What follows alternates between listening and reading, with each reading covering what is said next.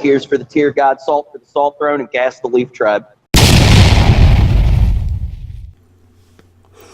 So on the drive home from work today, I was hearing some story on the radio about these new Canadian impaired driving laws that now apparently police can kick in your front door and arrest you at your kitchen table for refusing to comply with a breathalyzer test right then and there. And I thought, hold on, that can't be right. I know this is the People's Republic of Canada, but something's got to be very wrong here. So I got home, poured a drink, started looking into it, and now all I can think is, fuck you, Donovan Bailey. Fuck you. What the fuck did you get us into, man?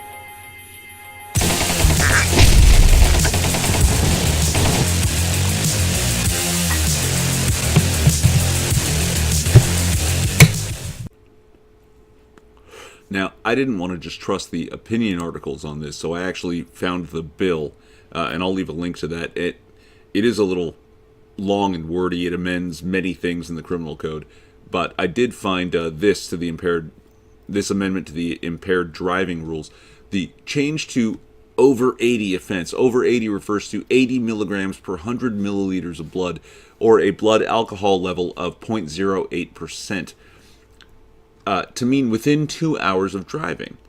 So 2 hours after the fact, if your blood alcohol level is 0.08, that could be some sort of problem. This would apparently be subject to an exception for innocent intervening consumption, meaning consumption that occurred after driving where the individual had no reason to expect a breath or blood demand.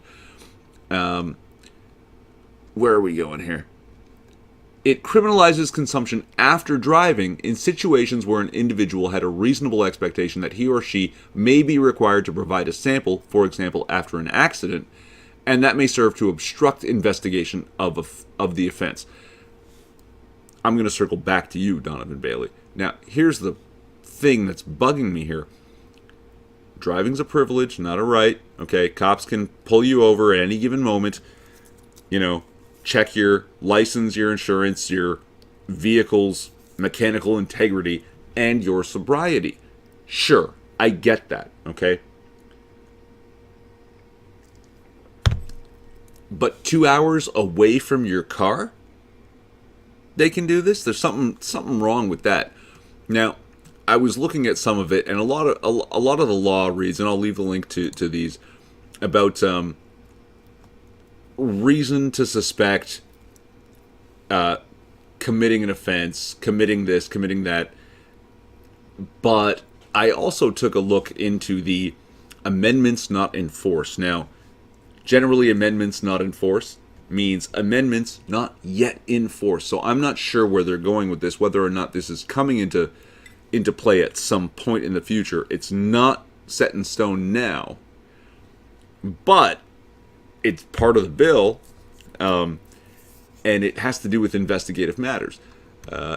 If a peace officer has reasonable grounds to suspect that a person has alcohol or a drug in their body, and that the person has, within the preceding 3 hours, operated a conveyance, the peace officer may, by demand, require the person to comply with the requirements of either or both of these following paragraphs.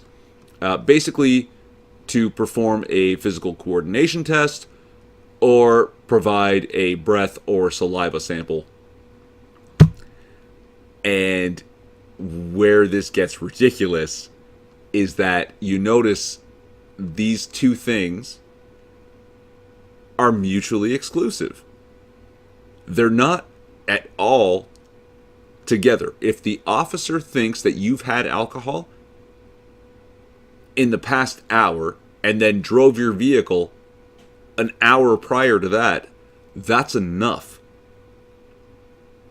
The officer doesn't have to suspect you did both at the same time, just that you did one and then the other, and the order doesn't matter, and that's gone fucking ridiculous. Now here's the thing is, when an officer has grounds to demand the breathalyzer test and you refuse, that is in and of itself an offense. So they've actually given grounds. I come home from work, have a bite to eat, maybe I pour a drink. That happens almost as often as it doesn't, and it happens within 2 hours of me getting home from work. If a police officer sees this video and knows where I live, he has, under this rule, grounds every day of my fucking life to walk up to my door and breathalyze me. And if I refuse, I can be arrested? Or what the fuck is this shit?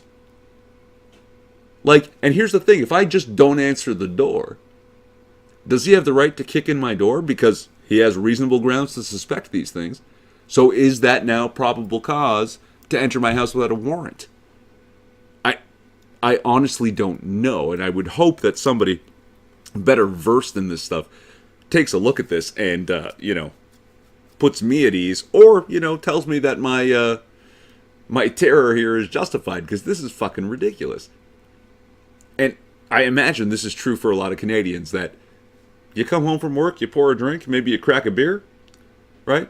So, some people crack a beer or have a drink while making dinner, so this is insane. This is just nuts.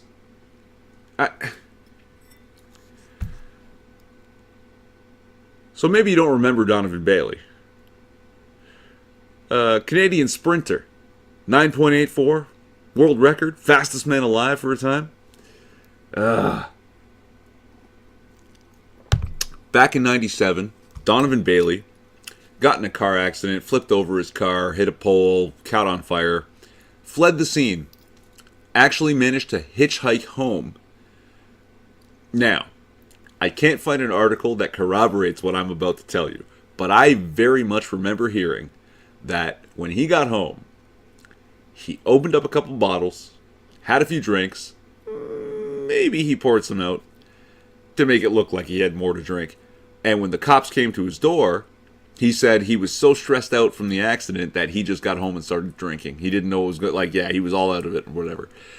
So because of the volume of alcohol out of the bottle and all that, they couldn't tell how much he had in his system at the time of the accident. And that's what they're trying to criminalize here, is that you can't go drink to cover up that you were drinking. You know what I mean? And I understand that, but this is a fucking overreach. This is fucking ridiculous. All right? Because if I say my name and my address right now, any cop every weekday for the rest of my life can just knock on my door and demand a fucking breathalyzer. Because that's what I'm like. And that's just fucking ridiculous. That's crossing the fucking line. That's... Hey, man, yo, man. Fuck, man. Fire.